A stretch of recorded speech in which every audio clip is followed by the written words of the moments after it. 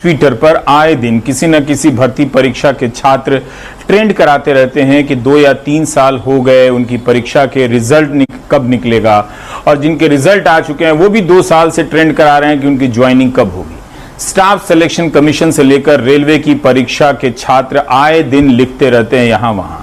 सहायक loco pilot की अभी तक बहाली पूरी नहीं हुई है। 2019 में बड़ा हंगामा था इसका।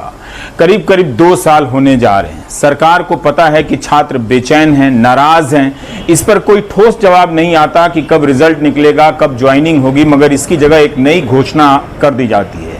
नई घोषणा का मकसद अपनी जगह ठीक हो सकता है, लेकिन स्टाफ सिलेक्शन कमीशन की लेट लतीफी को लेकर 2018 के वर्ष में एसएससी मुख्यालय के बाहर कितना बड़ा आंदोलन हुआ था, तब क्यों नहीं ख्याल आया। उसके 2 साल बाद केंद्र सरकार ने फैसला किया है कि नेशनल रिक्रूटिंग एजेंसी बनाई जाएगी। स्टाफ सिलेक्शन कमीशन भी राष्ट्रीय संस्था थी जिसका काम था समय पर परीक्षा कराना और रिजल्ट निकालना। वो काम वो संस्था क्यों नहीं कर सकती थी। इस नई संस्था के ऐलान से क्या बदलने वाला है, सुनिए मंत्री जी को। नौकरी के लिए जो युवा होते हैं उनको बहुत परीक्षाएं देनी पड़ती है और उनको लगभग 20 रिक्रूटमेंट एजेंसीज है। तो कोई 4-5 में अगर परीक्षाएं देता है तो उतनी परीक्षा उतनी जगह जाना, ये सब समाप्त करने के लिए एक ऐतिहासिक फैसले में नेशनल रिक्रूटमेंट एजेंसी, राष्ट्रीय भर्ती संस्था, ये परीक्षा लेने वाली कॉमन एलिजिबिलिटी टेस्ट ये लेगी और इसका करोड़ों छात्रों को लाभ मिलेगा। छात्रों को यानी युवाओं को लाभ मिलेगा जो नौकरी के लिए आवेदन करते हैं। ये मांग थी पूरे युवा पीढ़ी की सालों से, लेकिन नहीं हो रहा था। लेकिन इस एक निर्णय से, नेशनल रिक्रूटमेंट एजेंसी से, एक परीक्षा, उससे उनकी तकलीफ भी दूर होगी, उनका पैसा भी बचेगा और मानसिक स्वास्थ्य भी ठीक रहेगा। बदला यही है कि अलग अलग एजेंसियां परीक्षाएं कराती थीं। रेलवे अपनी अलग परीक्षा कराती थी, स्टाफ सिलेक्शन कमीशन अपनी परीक्षा कराती थी। अब भी अलग अलग परीक्षा होगी, मगर एक एजेंसी कराएगी जो पहले कॉमन एलिजिबिलिटी टेस्ट लेगी। करीब 20 प्रकार की परीक्षाएं एजेंसियां अपनी अपनी परीक्षाएं लेती थी। इन सभी को एक एजेंसी के दायरे में लाया जाएगा। यह कितना बड़ा मामला है आप इसी से समझ लें कि 2.5 से 3 करोड़ छात्र केंद्र सरकार की भर्ती परीक्षाओं में शामिल होते हैं। नेशनल रिक्रूटमेंट एजेंसी एक शुरुआती परीक्षा कराएगी जिसका नाम होगा कॉमन एलिजिबिलिटी टेस्ट। इसमें पास हुए लोग अलग अलग विभागों की परीक्षा दे सकेंगे। उसमें से जो छंट के जाएंगे स्क्रीनिंग होगी।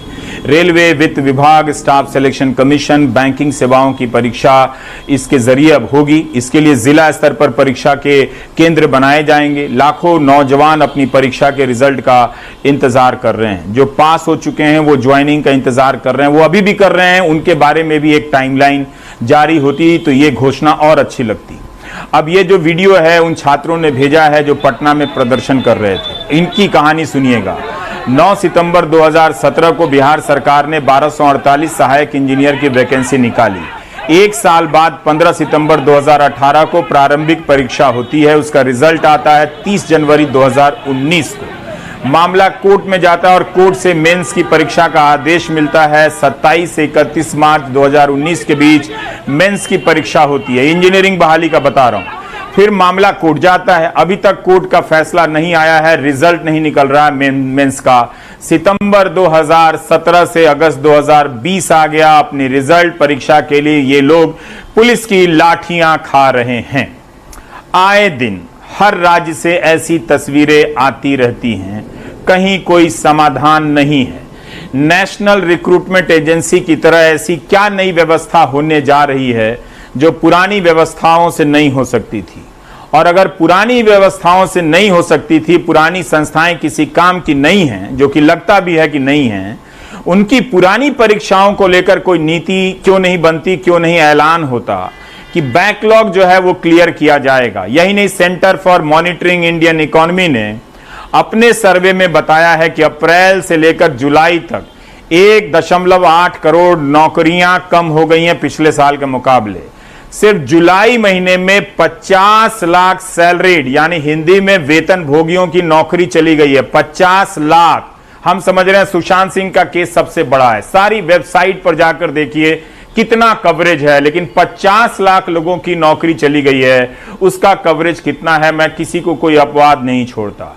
कल ही हिमांशु शेखर ने बताया कि टूर एंड ट्रेवल सेक्टर का अनुमान है कि 4 करोड़ नौकरियां जाएंगी। हिमांशु शेखर ने जुलाई के महीने में छोटे लघु मध्यम उद्योगों के सेक्टर का भी एक अनुमान बताया था कि अगस्त तक 3 से 4 करोड़ नौकरियां जाने का अनुमान है। तो चारों तरफ से करोड़ों लोगों की नौकरियां जाने की खबर आ रही है। अब मैं आपको एक चीज बताता हूं, आप केंद्र सरकार के मंत्रियों के ट्विटर हैंडल पर जाइए, उनके ट्विटर हैंडल पर इन करोड़ों लोगों की नौकरी जाने पर किसी प्रकार की प्रतिक्रिया आपको नजर नहीं आएगी। 50 लाख सैलरीड क्लास की नौकरी चली गई है 50 लाख जुलाई के महीने में, उसे लेकर किसी तरह की प्रतिक्रिया नजर नहीं आएगी। आज जब नेशनल रिक्रूटमेंट एजेंसी का ऐलान हुआ है तो इस तरह से उत्साह व्यक्त किया जा रहा है जैसे नौकरी देने के मामले में कोई पहल हुई है। ध्यान रखिएगा, यह परीक्षा की एजेंसी है, नौकरी देने की एजेंसी अभी नहीं है। नौकरी देने के मामले में कोई कमिटमेंट नहीं किया जा रहा है। यह भी याद दिलाना जरूरी है कि कुछ हफ्ते पहले रेल मंत्रालय ने ही कहा था कि अगले 1 साल तक भर्तियां नहीं होंगी और पता करें कि किन किन विभागों में क्या क्या गुंजाइश है नौकरियों को कम करने की, लोगों को कम करने की। वो खबर कितनी छोटी और मामूली तरीके से कालीन के नीचे सरका दी जाती है और नेशनल रिक्रूटमेंट एजेंसी की खबर बड़ी कर दी जाती है। इस एजेंसी की खबर इतनी बड़ी हो जाती है कि 8 करोड़ 9 करोड़ लोगों की नौकरी जाने की रिपोर्ट छोटी हो जाती है। वो मंत्रियों के ट्विटर हैंडल पर चिंताओं में कहीं नजर नहीं आती है।